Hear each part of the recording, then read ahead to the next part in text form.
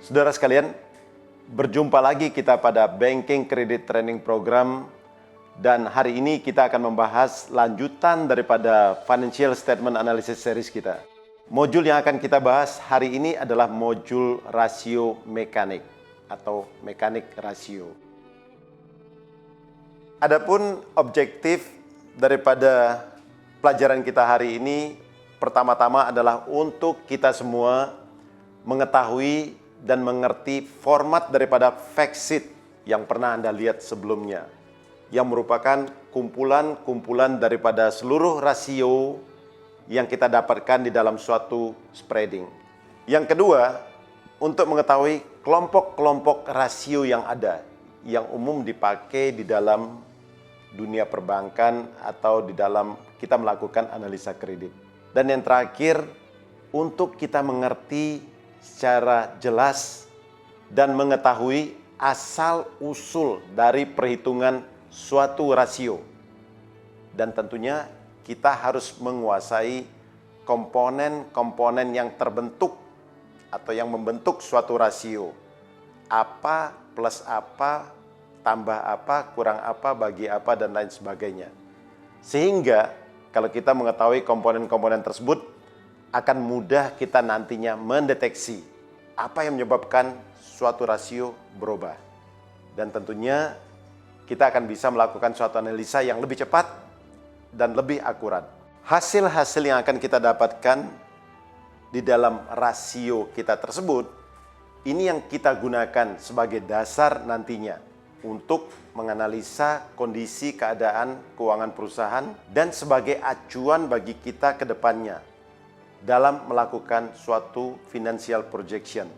Tentunya berhubungan dengan kemampuan bayar nasabah ke depannya. Jadi pada hari ini kita hanya fokus kepada matematika, perhitungan daripada rasio-rasio. Apa kali apa, bagi apa, kurang apa, tambah apa. Kita belum membahas atau menganalisa lebih dalam tentang arti daripada rasio-rasio tersebut. Jadi kalau kita lihat di dalam fact sheet kita, ada 3 kelompok utama daripada rasio. Dan yang paling pertama sekali di situ adalah return on equity atau hasil yang diperoleh oleh pemegang saham di dalam 1 tahun modalnya diputar dan dipakai untuk usaha tersebut. Dan 3 kelompok itu adalah pertama kelompok profitability yang tergabung di dalam grup return on sales seperti yang kita lihat di screen ini. Yang kedua adalah kelompok asset turnover yang merupakan kelompok yang menghitung atau memperkirakan produktivitas dan efisiensi daripada perusahaan. Dan kelompok yang ketiga adalah kelompok likuiditas dan leverage ratio yang kita katakan di sini asset leverage. Ada 2 kelompok lain dan nantinya kita akan bahas tentang 2 kelompok ini lebih dalam ke depannya. Pertama adalah, mari kita masuk pada kelompok pertama, yaitu kelompok profitability. Atau tadi kita katakan rasio utamanya adalah return on sales, yaitu keuntungan yang didapat oleh perusahaan dibandingkan dengan seluruh pendapatan penjualan atau pendapatan lain-lainnya. Dan pada rumusnya kita lihat di sini adalah net profit after tax atau net profit after extra income dibagi sales atau revenue. Itu adalah rumus yang pertamanya. Nah, kalau kita lihat di sini, apa saja faktor yang mempengaruhi return on sales ini? Pertama tentunya salesnya itu sendiri.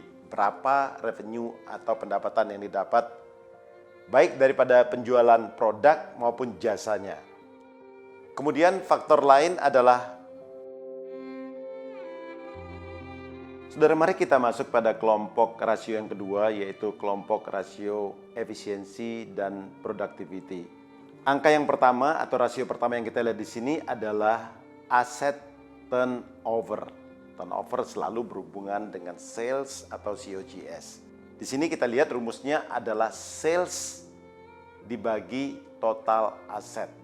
Pada intinya, rumus ini melihat korelasi daripada sales atau besarnya sales dibandingkan dengan totalnya investasi yang dilakukan perusahaan di dalam seluruh aset-asetnya. Dan teorinya, semakin besar sales yang dihasilkan dengan investasi yang sama, semakin efisien dan semakin tinggi produktivitas daripada perusahaan.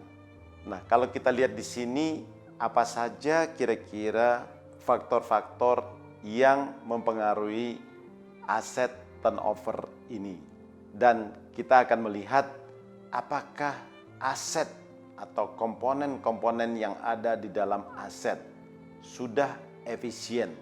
Di sini kita lihat struktur daripada aset itu sendiri terdiri daripada current asset, fixed asset, dan other asset. Jadi sekali lagi kita lihat bahwa total aset merupakan, saudara, itu tadi semua rasio-rasio yang berhubungan dengan efisiensi atau productivity ratio. Dan berikut ini kita akan masuk kepada kelompok yang ketiga, yaitu kelompok-kelompok asset leverage, likuiditas, dan permodalan. Kita tahu rumus daripada asset leverage di sini adalah total aset dibagi dengan net worth atau total permodalan. Jadi pada prinsipnya rumus asset leverage ini melihat berapa total aset, total kekayaan, total harta perusahaan dibandingkan dengan modalnya. Kalau misalnya kekayaan perusahaan ada 2 atau 2 miliar, sedangkan modalnya sendiri ada 1 miliar, dengan kata lain,